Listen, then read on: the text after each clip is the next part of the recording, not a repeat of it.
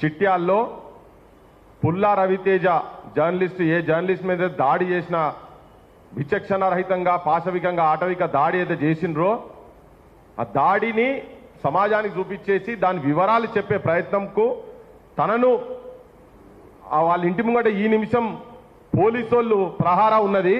ఆ పోలీసు ప్రహార ఒక్కసారి నేను మీకు చూపిస్తా, జర ఒక్కసారి చూడండి. ఆయన మొత్తం గల్లీ మొత్తం ఇంటికాడ మొత్తం పోలీసు వాళ్ళని పెట్టిరు. ఇది పోలీస్ వ్యాను. వీడికి వస్తాడేమో అని, ఈ మీటింగ్కి వస్తాడేమో అని ఆయన రాకుండా కట్టడి చేసేందుకు చూసిండ్రా, కనబడుతుందా వీడియో అంతా? జర చూడుర్రి, గట్టిగా చూడ్రి. బండి నెంబర్లు కూడా ఉన్నాయి దాని మీద. రవితేజ చిట్యాల వాళ్ళ ఇంటికాడ పోలీసు వాళ్ళు ఆయన రాకుండా, ఇప్పటి నుంచి కాదు ఇది, నిన్న మధ్యాహ్నం నుంచి గల్లీ మొత్తం దాన్ని కట్టడి చేసేసి పురుగు పోనీయకుండా రాత్రి అయితే మొత్తం రోడ్డు మీద ఉండి ఆ వాడకట్టలో కూడా పోనీయకుండా.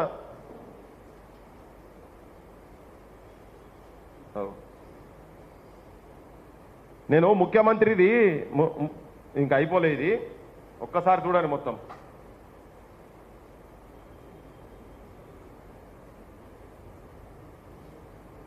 ఈ మధ్య ముఖ్యమంత్రి మాట్లాడింది నేను ఒకటి చూపించదలుచుకున్నా మీకు. వచ్చేసి వీళ్ళు మాటలు ఒకటి మాట్లాడతారు, చేతలు ఒకటి చేస్తారంట. లేవనెత్తండి, ప్రభుత్వానికి విజ్ఞప్తి చేయండి, అవసరం అనుకుంటే నిరసన తెలపండి, ధర్నా చేయండి, ప్రజా సమస్యల మీద మాకు అభ్యంతరం లేదు, మేము అనుమతులు ఇస్తున్నాము, చట్టసభలలో చర్చలు చేయండి. మళ్ళొక్కసారి జనాలు లేవనెత్తండి, ప్రభుత్వానికి విజ్ఞప్తి చేయండి, అవసరం అనుకుంటే నిరసన తెలపండి, ధర్నా చేయండి, ప్రజా సమస్యల మీద మాకు అభ్యంతరం లేదు, మేము అనుమతులు ఇస్తున్నాము, చట్టసభలలో చర్చలు చేయండి. ఈయననేమో ధర్నాలు చేయండి, చర్చలు చేయండి, మేము అనుమతులు ఇస్తున్నామని పొంకనాలు కొడుతుంటాడు ఈ ముఖ్యమంత్రి రేవంత్ రెడ్డి. కానీ యాక్చువల్గా ఏంటంటే ఈ మీటింగ్ గురించి కాదు తన ఇవాళ కొడుకు వచ్చేది.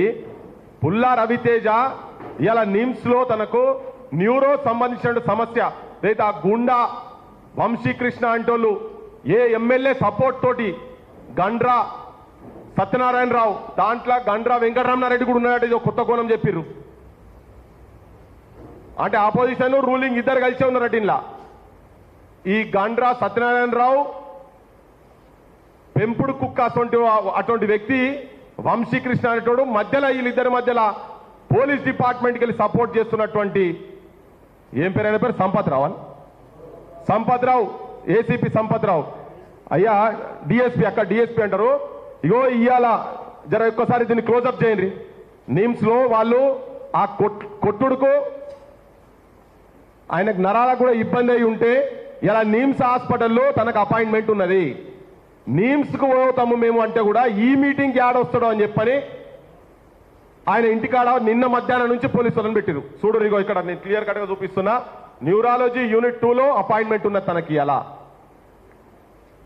పుల్లా రవీందర్ డేట్ చూడండి, 24th ఆగస్ట్. ఇవాళ తనకు హాస్పిటల్ అపాయింట్మెంట్ ఉన్నది. దెబ్బలు కొడతారు మీరే, బీమారు ఉన్నోడిని మొత్తం ఇలాజ్ కాకముందే హాస్పిటల్కి వెళ్ళి డిశ్చార్జ్ చేస్తారు, వాళ్ళు వీళ్ళు వచ్చిపోతున్నారని. ఈ మీటింగ్ నువ్వేమంటావు, మీటింగ్లు పెట్టుకొని నువ్వు ఏది ఉంటా చెప్పుకోమని ముఖ్యమంత్రి చెప్తాడు. పత్రికా స్వేచ్ఛను ప్రభుత్వాలు పత్రికలు ఏం మాట్లాడినా ప్రభుత్వాలు స్వీకరించే స్థాయిలో ఉండాలనేమో ఉప ముఖ్యమంత్రి మాట్లాడతాడు. అంటే ఇప్పుడు తనకేమో నై పుసుకున్న అంటే మీరు ఒక దిక్కు పోలీసు పాలన ఇనుప బూట్లతోటి ప్రజావాక్కులను వాస్తవాలను నిజాలను తొక్కుతున్నారు. ఒక దిక్కు డైలాగులు మాత్రం పట్టంగానే ప్రజాప్రభుత్వం అని చెప్పి మాట్లాడుతున్నారు. సమాజము చూడండి, వీళ్ళ కథ ఎట్లున్నో చూడండి. వారం దాటిపోయింది, అన్న మీద దాడి చేసి వారం దాటిపోయింది. సమాజానికి వాస్తవాలు చెప్పే ప్రయత్నం చేస్తుంటే మా బోటోలోకి ఎన్ని ఫోన్లు అనుకుంటున్నారు నిన్నటి నుండి.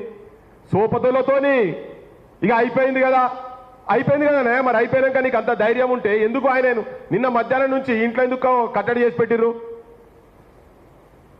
నేను ఈ ఒక్క అంశం మాట్లాడేందుకే నేను మైక్ తీసుకున్నా, ప్రజలకు తెలవాలని. నేను మిగతా విషయాలన్నీ మళ్ళా మాట్లాడతా నేను.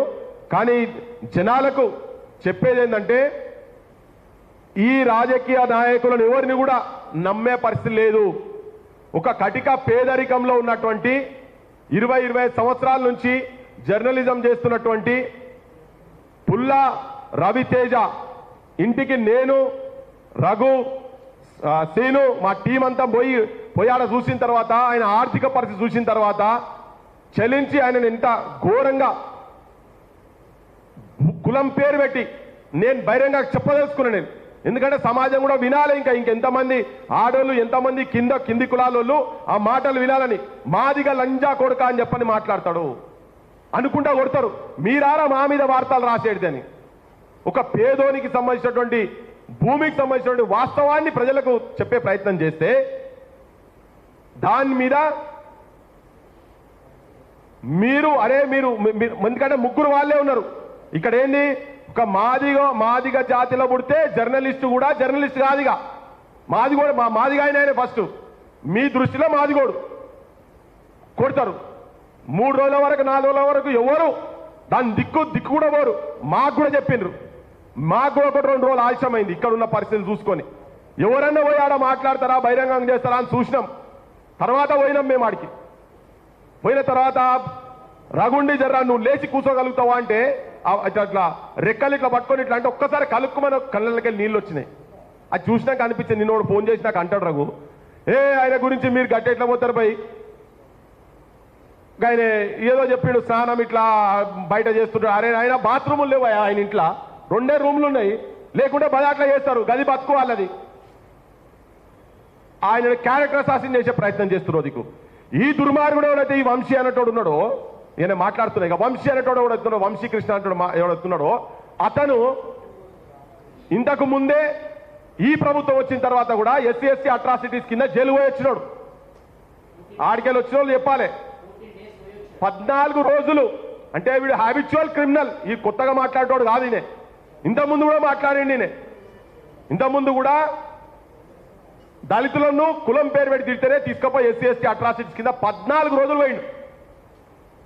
ఇప్పుడు మళ్ళా అంటే కింది కులాలోళ్ళంటే, కష్టజీవులంటే, పేదోళ్ళంటే ఎంత చిన్న చూపు ఉన్నది ఈ వ్యక్తికి. అతన్ని కాపాడేటందుకు నిన్న పోలీసు వాళ్ళు సరెండర్ చేస్తారు, పత్రికలల్లో సరెండర్ చేస్తారు, వార్తలు వస్తాయి, కానీ ఫోటో ఉండదు ఆయనది. చిల్లరగాన్లు జేబు కత్తిరించేటోళ్ళు కాడికెళ్ళి చిన్న తప్పులు చేసినా పెద్ద ఫోటోలు పెట్టి సరెండర్ చూపించుకుంటారు కదా పెద్దోళ్ళు కూర్చొని స్టేజ్ల మీద. మరి ఇంత పెద్ద దుర్మార్గం చేసి రెండోసారి చేసి అదొక జర్నలిస్టును ఇంటికి పోయి దాడి కూడా మామూలు దాడి కాదు అది. అన్నం వండుకునే పొయ్యిని కాడికెళ్ళి కింద పడేసిర్రు, ఫ్రిడ్జ్ని కింద పడేసిర్రు, చిన్న టీవీ ఉంటే టీవీ వల్ల కొట్టిర్రు, అద్దాలు వల్ల కొట్టిర్రు, చిందర వందర చేసిర్రు. రౌడీగా అన్నలు గట్వంటోళ్ళని అంటారు. రౌడీ సీటర్లు అంటే గట్వంటోళ్ళే. నా మీద రౌడీ సీటర్ ఉన్నది ప్రూవ్ చేస్తారా అని మీరందరూ పోలీసు వాళ్ళందరూ ఒకటే ఉన్నారు. నేను పేపర్లో వచ్చింది నాకు వార్త ఫోటో ఉండదు దాంట్లో. అంటే ఇప్పటికీ కూడా పోలీసు వాళ్ళు ఆయనను ఆయన ఐడెంటిటీని ఆయన ఇంకా కాపాడే ప్రయత్నం ఇప్పుడు ఈ నిమిషం వరకు కూడా చేస్తున్నారు. మీకు అంత ప్రేమేంది భయ్? దీనిలో బరాబర్ 200% 100కు 200% ఎమ్మెల్యే అలా కలిసి ఉన్నాడు. ఆయనే ఇషారాతోనే నడుస్తున్నది. నేను కాంగ్రెస్ పార్టీలో నడుస్తున్న బాగా డిసిప్లినరీ కమిటీలు, డిసిప్లినరీ యాక్షన్లు ఇప్పుడు వస్తున్నాయి కదా, చేస్తున్నారు కదా మీరంతా. ఈ డిసిప్లినరీ వాళ్ళందరూ నేనేమడుతున్నా అంటే ఒక జర్నలిస్టు, మాదిగా జర్నలిస్టును మీద నీ కాంగ్రెస్ పార్టీ ప్రధాన కార్యదర్శి, భూపాలపల్లి జిల్లా ప్రధాన కార్యదర్శి, ఇది రెండో క్రైమ్. మళ్ళా పార్టీ పేరు పెట్టి నకిలీ మీడియా, నకిలీ మేధావులని మాట్లాడతారు. నీ ముఖ్యమంత్రి గడ్డివీకి వచ్చిండు. ఎలక్షన్ల ముందు రఘు దగ్గరకు ఒక రోజు మొత్తం రఘుతో తిరిగిండు. రఘు వచ్చిండు ఆడికి నకిలీ మీడియానా? సీని దగ్గరకు వచ్చిండు. నీ పార్టీ వాడు రఘు దగ్గరకు వచ్చి ఇంటర్వ్యూలు చేస్తలేరా? వాళ్ళందరూ నకిలీ మీడియానేనా? ఆయన పేరేంది?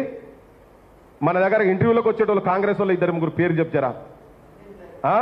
అద్దంకి దయాకర్ జర ఇనాలే మరి మీరందరూ నకిలీగాన్లా అసలీగాన్లా తెలియదు మాకు. మరి కాలువ సుజాత పేరు చెప్పు, జర 4-5 పేరు చెప్పు, నాకు సడన్గా వస్తలేవు.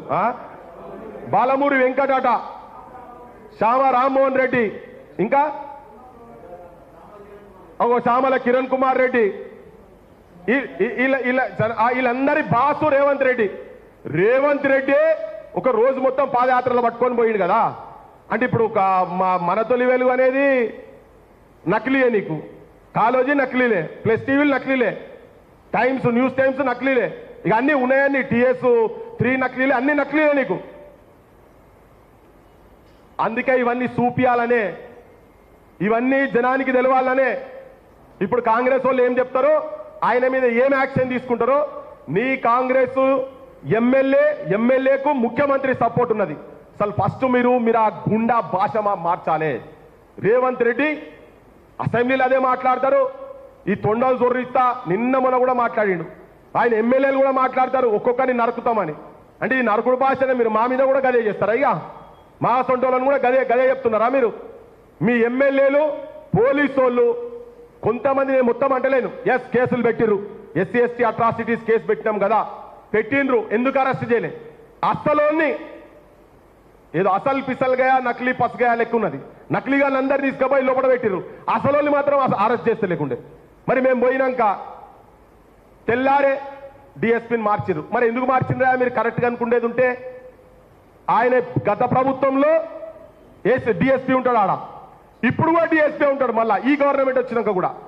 నేను మొన్న చెప్పినా మళ్ళీ చెప్తున్నా, సగం బస్తోళ్ళు రాజ్యం వెళ్తుర్రు, రాష్ట్రంలో సగం బస్తా అన్నం వండితే ఆ సగం బస్తాలో కూడా మళ్ళీ ఇంకా కొంతమంది తినేంత మిగులే కులం వెలువ కులం అని చెప్పని ముఖ్యమంత్రి మాట్లాడిండు. మరి అలా ఉన్నోళ్ళు మొత్తం వాళ్ళే ముగ్గురు. ఇక వాళ్ళ రాజ్యం ఎట్లునో చూడుర్రి.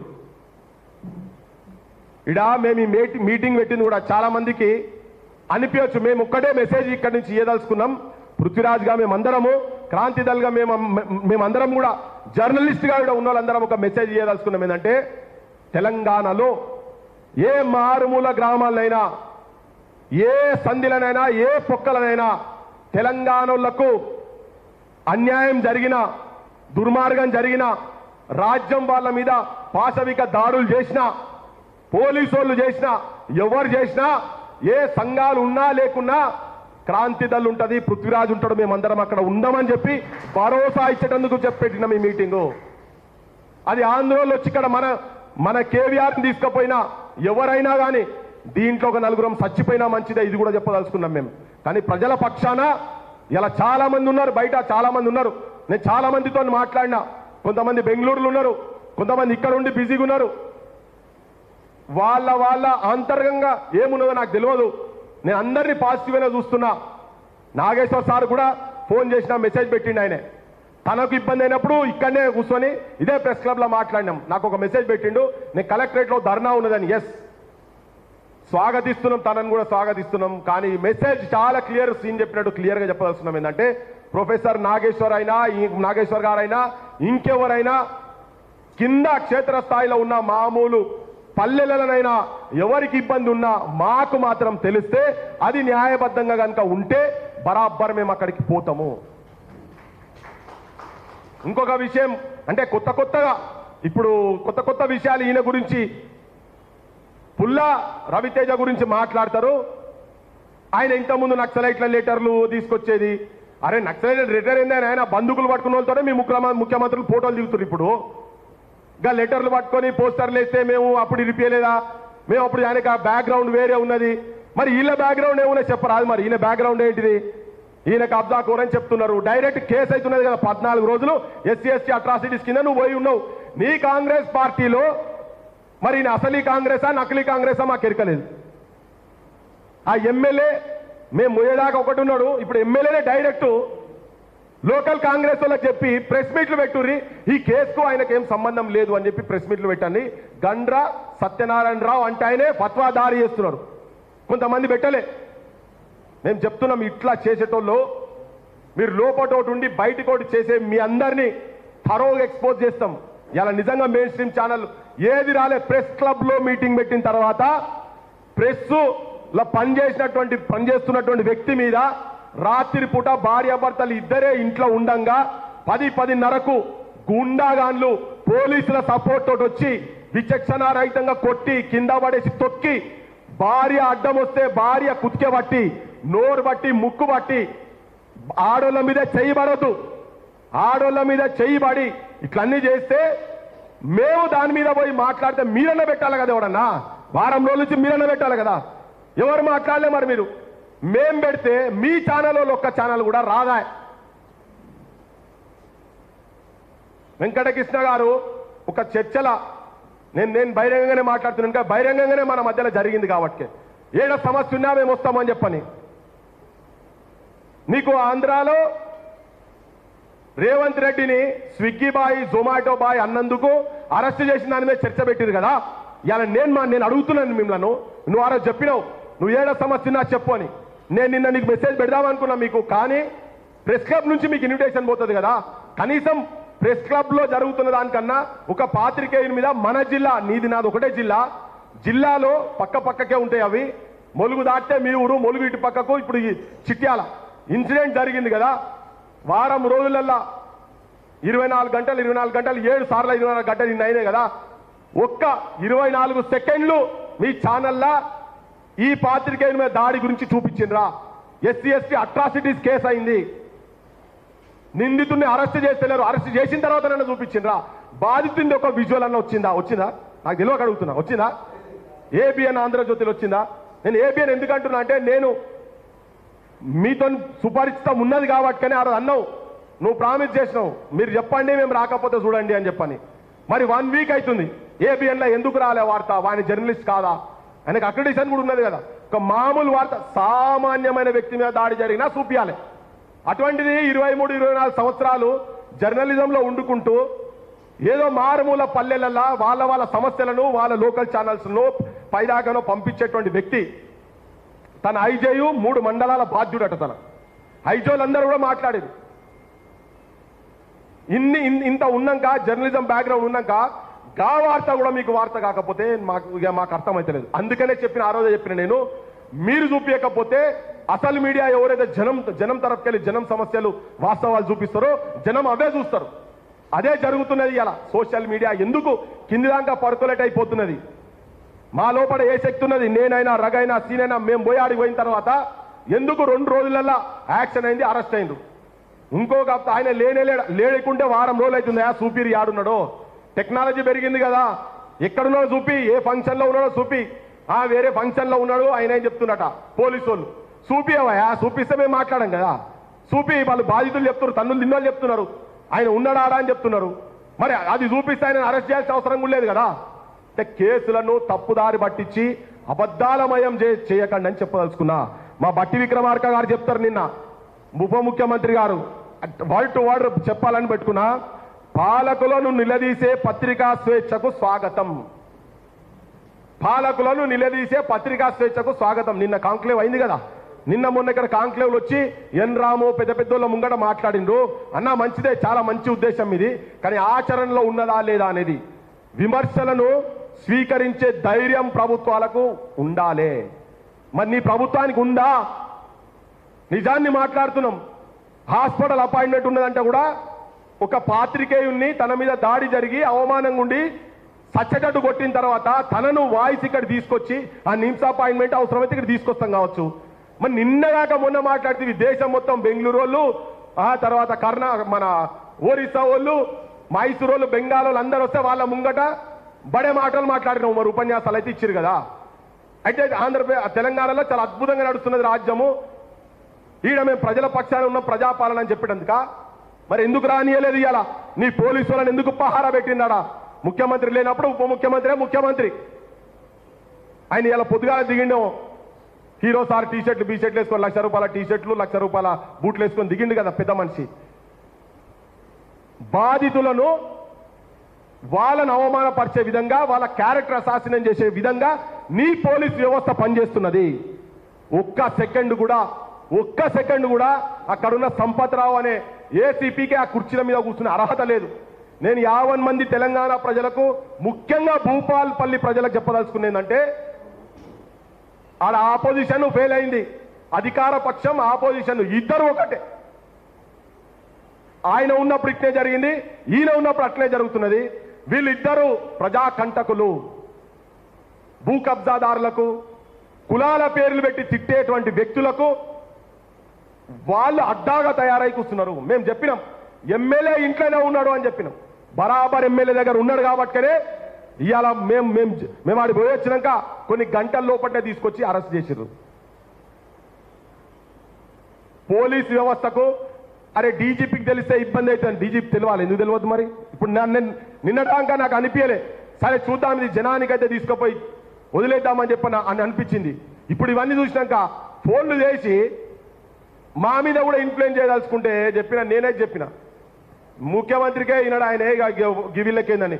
ఇడ ఎవరు వచ్చినా ఎవరు రాకున్నా ఎవరున్నా ఎవరు లేకున్నా ప్రజల గురించి మాట్లాడేటువంటి వాళ్ళం ఇంకా కొంతమంది బతుకున్నామని చెప్పేందుకు చెప్పదలుచుకున్నా. తెలంగాణ భూమిపుత్రులం బతుకున్నాం. ఇక్కడ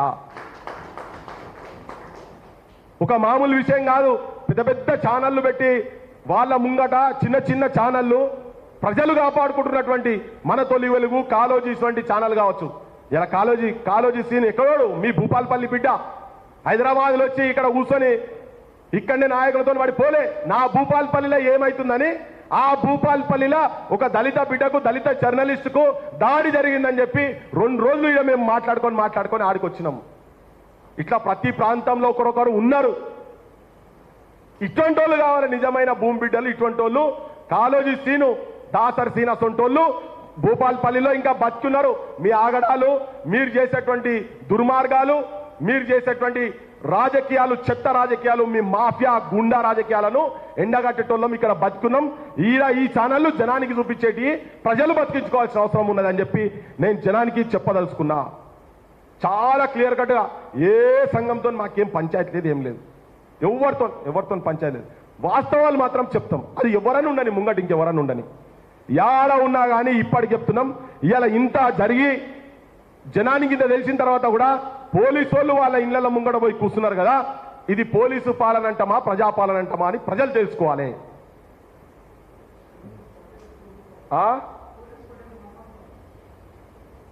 పోలీస్ పటేల్ మన్వన్ పాలన అంటే మరి ఆయన వాళ్ళు ఏం పట్టేళ్ళు మనకైతే తెలియదు. కానీ ఈయన మాత్రం ఇంతకుముందు గడిల పాలన అన్నాడు, ఇప్పుడు జూబ్లీహిల్స్ గడిలోకి వెళ్ళి నడుపుతున్నాడు. ఈయన దాన్న శివరెడ్డి భాయ్ గడిల పాలన నడుపుతున్నాడు.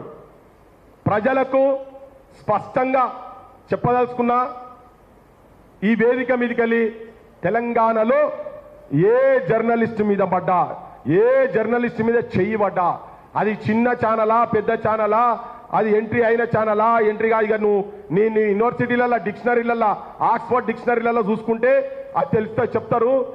నీ డిక్షనరీలో ఏ ప్రాంతం ఏ యూనివర్సిటీ డిక్షనరీ జర్నలిజం ఏందో ఒకసారి చదువుకో. నువ్వు ఆడిదాకా పోయొచ్చినావు కదా, లండన్ కూడా పోయొచ్చినావు కదా, చదువుకో. ఎవరి మీద దాడి జరిగినా, సామాన్య ప్రజల మీద దాడి జరిగినా, తెలంగాణ అస్తిత్వం మీద, తెలంగాణ ఆత్మగౌరవం మీద ఎవరన్నా దుర్మార్గులు చెడు కన్ను చూసినా వాళ్ళని ఎక్స్పోజ్ చేస్తాం తెలంగాణలో చెప్పదలుచుకున్నా. ఇప్పుడు నేను మా సుంకర ప్రవీణ్ మాట్లాడవలసిందిగా కోరుతున్నా. అరే సారీ ఒక్క నిమిషం. ఇప్పుడు భూపాలపల్లికి వెళ్ళే ఈ సంఘటనతోటి ఇంకొక విషయం నేను యాడ్ చేస్తా. అయ్యా నువ్వు ధర్నా చేసుకునే అవకాశం ఇస్తా ఇవన్నీ అని చెప్పి ముఖ్యమంత్రి మాట్లాడింది కదా. ఒక ఘోరమైన, ఒక నీచమైన, అతి నీచమైన, రేవంత్ రెడ్డి నీకే చెప్తున్నా, నీ గవర్నమెంట్కు మీకే చెప్తున్నాం, నువ్వు ఎంత నీచునివో, నీ పాలన ఎంత చిన్నగా ఉన్నదో, నువ్వు ఎంత చెత్త ఆలోచన మీకున్నది అనేది. దాడి జరిగిన బాధితురాలు నాకు న్యాయం చేయాలి, మా మీద దాడి చేసినటువంటి వాడిని అరెస్ట్ చేయాలని చెప్పని అంబేద్కర్, నువ్వు లండన్లో పోయి అంబేద్కర్ ఇన్స్టిట్యూట్లలో పోయి తిరుగుడు గొప్ప కాదు, నేను నేర్చుకుంటా ప్రపంచం మీద నువ్వు చెప్తా అయితే కాదు, అది ఆల్రెడీ ప్రపంచానికి ఎరిక. అంబేద్కర్ విగ్రహం ముంగట్టుకొచ్చి కూర్చొని తన ప్రోటెస్ట్, తన వాయిస్ వినిపిద్దామని తెలంగాణ ఆడబిడ్డ, తెలంగాణ బతుకమ్మ, తెలంగాణ దళిత జాతి ముద్దు బిడ్డ బాధితురాలు అంబేద్కర్ విగ్రహం కాడ కూర్చుంటే ఎర్రటి ఎండ, నేను రఘు సీను మేము పోయి ఉంటే ఏంది గిట్లా కూర్చున్నారంటే పోలీసు వాళ్ళు గంట సత్యనారాయణరావు ఆర్డర్స్ మీద, అక్కడ ఎమ్మెల్యే ఆర్డర్స్ మీద ఎవరు టెంట్ ఇవ్వద్దు, ఫ్లెక్సీ పెట్టుకుంటామంటే ఎవడు ఫ్లెక్సీ ఇవ్వద్దు, ఏ టెంట్ హౌస్ వాడు ఎవడు కానీ అక్కడ ఇస్తే బిడ్డ మీ సంగతి చెప్తామంటే వడ్లు ఆరబోసుకునేటువంటి పరదాలు కిందేస్తే ఆ పరదాల మీద కూర్చున్నాం మేము కూడా దాదాపు 1.5-2 గంటలు ఎర్రటి ఎండల. ఇది నువ్వు ఆడోళ్ళకి ఇచ్చేటువంటి గౌరవము. చీరిస్తున్నా బతుకమ్మ చీరిస్తున్నా, ఆడలకు బస్సులు ఇస్తున్నా, ఇది కాదు.